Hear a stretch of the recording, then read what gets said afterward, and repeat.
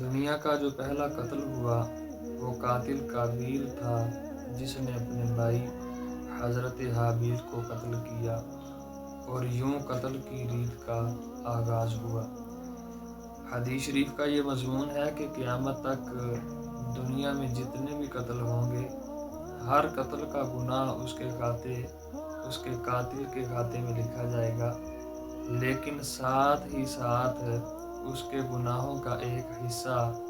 قابیل کے کھاتے میں بھی لکھا جائے گا۔ قتل و غارت گری کی وجہ انا، تکبر، حسد، غیبت، کینہ، بغض و دیگر اس قسم کی بری خصلتیں ہیں،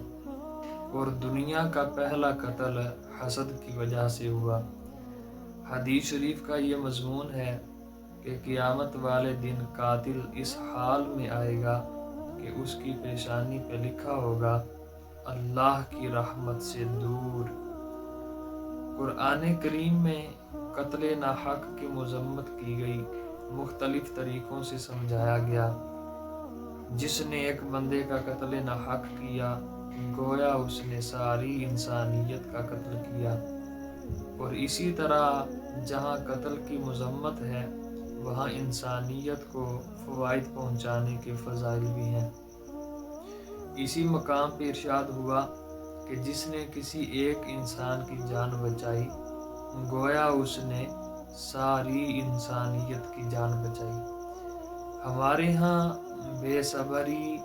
بے ضبطی کا عالم یہ ہے کہ دن بدن قتل و غارت کی شرح بڑھ رہی ہے۔ قتل ناحق صرف ایک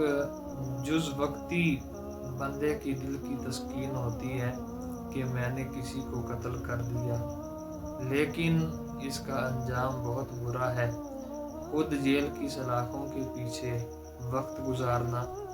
پھر ان گھر والوں کو ان کے کیس پہ لاکھوں لاکھ روپے خرچ کرنا، جائیدادوں کی نیلامی، گھر کی عورتوں عزتوں کی رسوائی، اور دوسری طرف تو پھر ہے ہی ہے کہ جس کا بچہ اس دنیا سے گیا، اس گھر کے اندر تو پھر صرف صف ماتم ہی بچتی ہے، اور غربت، مفلسی اور ناداری ان پہ سایہ کیے رہتے ہیں۔ اس لیے جذبات پہ کنٹرول کیا جائے، اور ہم سب کو چاہیے کہ ہم اپنے سے جڑے ہوئے لوگوں کی احسن طریقے سے اصلاح کریں، اور ان میں تحمل کی جو فضا ہے اسے زیادہ سے زیادہ عام کرنے کی کوشش کریں۔ یاد رہے، صرف ایک گولی سے دوسرے کی زندگی کا خاتمہ